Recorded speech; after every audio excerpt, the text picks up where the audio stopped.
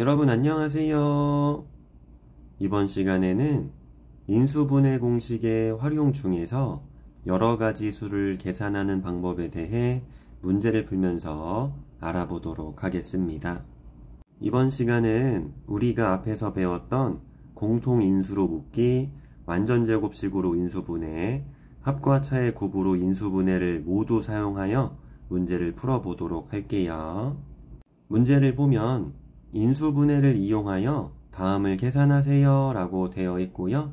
문제에서 분자를 보면 58의 제곱과 42의 제곱에 모두 7이 곱해져 있습니다.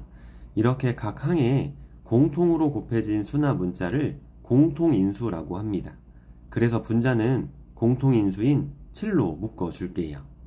여기서 묶어준다는 뜻이 무슨 뜻이냐면 공통인수는 한 번만 써주고 공통인수가 아닌 수나 문자는 괄호를 사용하여 써주는 것을 묶어준다고 합니다. 그럼 분자를 7로 묶어주면 7 괄호 열고 58제곱 빼기 42제곱이 되고, 이렇게 공통인수는 한 번만 써주고 공통인수가 아닌 수나 문자는 괄호를 사용하여 써주는 것을 묶어준다고 하는 거예요. 그리고 분모를 보면 루트 안의 식을 어떻게 인수분해할지 잘 모르겠죠. 이 식은 완전제곱식으로 인수분해할 수 있습니다. 우리가 알고 있는 완전제곱식을 이용하려면 식이 괄호 열고 a 플러스 마이너스 b 괄호 닫고 전체 제곱은 a제곱 프라 마이너스 2ab 더하기 b제곱이라는 모양이 되어야 하는데 루트 안의 식은 이런 모양이 아니잖아요. 이런 경우 주어진 식을 이런 모양으로 바꿔서 완전제곱식으로 인수분해할 수 있는지 확인해 보는 겁니다. 그럼 분모에 루트 안의 식을 이 모양으로 바꾸어 써볼게요.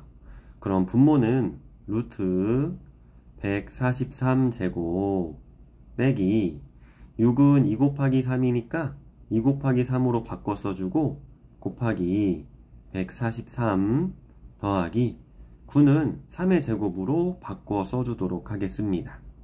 그럼 143을 a라고 두고 3을 b라고 두면 143의 제곱은 a의 제곱이 되고 3의 제곱은 b의 제곱이 되고요.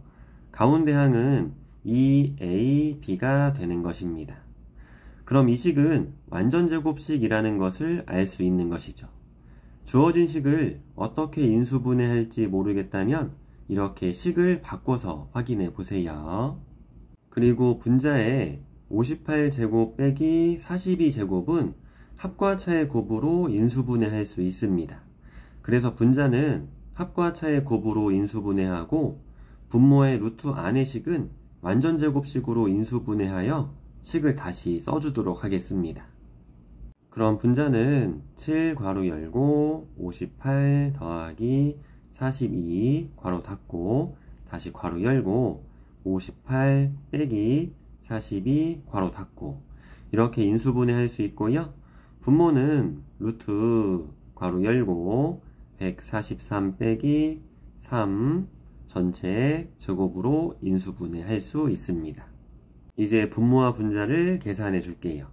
그럼 분자는 7 곱하기 58 더하기 42는 100이 되고 곱하기 58 빼기 42는 16이 됩니다. 분모는 루트 안에 어떤 수의 제곱만 있으면 어떤 수만 남습니다.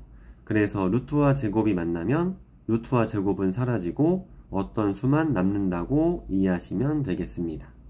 그래서 분모는 143 빼기 3만 남아서 계산하면 140이 되는 것입니다. 그리고 학생들 중에서 분수를 간단히 정리해 줄 때 분모나 분자에 곱셈식이 있으면 곱셈을 먼저 계산하고 약분을 해주는 친구들이 있습니다. 그럼 시간도 오래 걸리고 계산하다 실수가 있을 수도 있어요. 그래서 분모와 분자에 곱셈이 있는 경우는 약분을 먼저 하고 곱셈을 계산해 주세요. 분모 140과 분자 7은 7로 약분 가능합니다. 분모 7로 나누면 20이고 분자 7로 나누면 1이고 분모 20과 분자 100, 20으로 약분 가능합니다.